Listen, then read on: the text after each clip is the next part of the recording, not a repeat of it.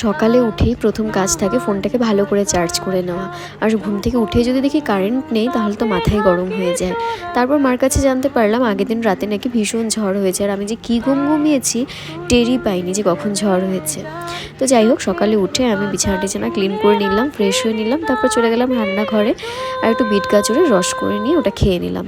তারপর সকালে যেহেতু ভারী কিছু খাবো না, তাই ভাবলাম যে একটু বনভিটা বানানো যাক। তো ওটা বানিয়ে নিয়ে তারপর খেয়ে নিলাম, আর খেতে খেতে একটু ল্যাদ খাচ্ছিলাম, ফোন ঘাঁটছিলাম। তারপরে চলে গেলাম রান্নাঘরের দিকে। অ্যাকচুয়ালি মার শরীরটা একটু খারাপ করেছে বলে ডাক্তার দেখাতে গেছিলো, তাই ভাবলাম যে মাকে আর আজকে বলে লাভ নেই, আমি নিজেই রান্নাটা করে ফেলি, কারণ মার শরীরটা এমনি ভালো না, এসে আবার এত কিছু করবে, তাই রান্নার দায়িত্বটা আজকে আমি নিয়েছিলাম। তো আমি প্রথমে ডালটাকে করে নিলাম, তারপর আমি সব রকম মশলাপাতিগুলো কেটে নিয়েছিলাম চিংড়ি মাছ করার জন্য। ঘরে কয়েকটা চিংড়ি মাছ রাখা ছিল আগের দিনই, মা সেগুলো নুন হলুদ দিয়ে মাখিয়ে ফ্রিজে রেখে দিয়েছিল, ভাবলাম যে ওটাই আজকে করে ফেলি। তো এখানে আমি সব রকম কিছু দিয়ে নিলাম তেলে, ভালো করে মশলাটাও দিয়ে নিলাম। তো ওটাকে কষিয়ে নিয়ে তারপর মাছগুলোকে দিয়ে ভালো করে রান্না করে নিলাম। আর পুরো রান্নাটা তোমাদের সাথে আমি শেয়ার একদমই করতে পারিনি, কারণ একেতেই পুরোটা নিজের হাতে করতে হচ্ছিল, আর মানে ভিডিও আর রান্না দুটো আমার একসাথে করা একদমই পসিবল হচ্ছিল না, তাই একটু একটু করতে পেরেছি ভিডিও। তারপর স্নান টান সেরে নিয়ে মা আর আমি একসাথে খাওয়া দাওয়া করে নিলাম।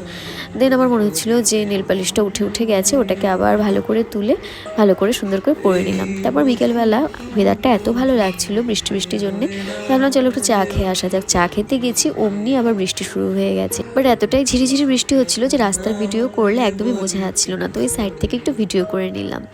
তারপর তো কিছুক্ষণ বসে নিয়ে চা টা খেয়ে তারপর বেরিয়ে গেলাম বাড়ি থেকে। আর বাড়ি ঢোকার সময় রাস্তার মোড়ে দেখি ফুলের গাছটা কি সুন্দর লাগছে, বৃষ্টির জল পেলে এগুলো যেন প্রাণ ফিরে পায়।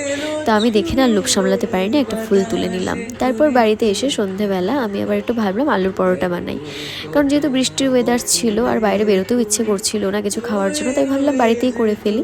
এখানে আমি আগে আলুগুলোকে কেটে নিলাম, তারপর ওটাকে ভালো করে ধুয়ে ওটাকে বসিয়ে দিলাম সিদ্ধ করতে একটু নুন দিয়ে। আর ওদিকটাতে আমি একটু আটা ময়দা সব কিছু রেডি করে নিচ্ছিলাম। মাই ওটা আমাকে করে দেবে, কারণ আমি তো একদমই রুটি বেলতে পারি না। তো আমি মাকে সব কিছু রেডি করে দিচ্ছিলাম, রেডি করে দিয়ে মাকে বললাম যে আমি তোমাকে সব কিছু করে দিচ্ছি, তুমি শুধু আমাকে রুটিটা বেলে দেবে, ব্যাস। ওদিকে আলুটাও সেদ্ধ হয়ে গেছে, আমি ওটাকে ভালো করে গ্রেট করে নিলাম। দেন তেল দিয়ে একটু কড়াইয়ের মধ্যে আলুটাকে দিয়ে নিলাম, আর একে একে সব রকম মশলা দিয়ে দিয়েছিলাম, আর একটু লঙ্কা কুচি দিয়ে দিলাম। আর নামানোর আগে একটুখানি কসুরি মেথি দিয়েছিলাম, যেহেতু আমাদের ভেজ ছিল তাই পেঁয়াজ রসুন কিছু অ্যাড করতে পারিনি। তো তারপর মাকে এখানে আমি পুরগুলো ভরে নিয়ে গোল গোল করে দিলাম, আর মা বেলে দিল আমাকে। দেন ওটা ভেজে তুলে নিলাম, আর তারপর একটু চাও করে নিয়েছিলাম। তো সন্ধ্যের টিফিনটা দারুণ হয়েছিল আজ পুরো দিনটা এভাবেই রান্না করে কাটিয়ে দিলাম। সো দেখা হচ্ছে তোমাদের সাথে পরের কোনো ব্লগে। For now by.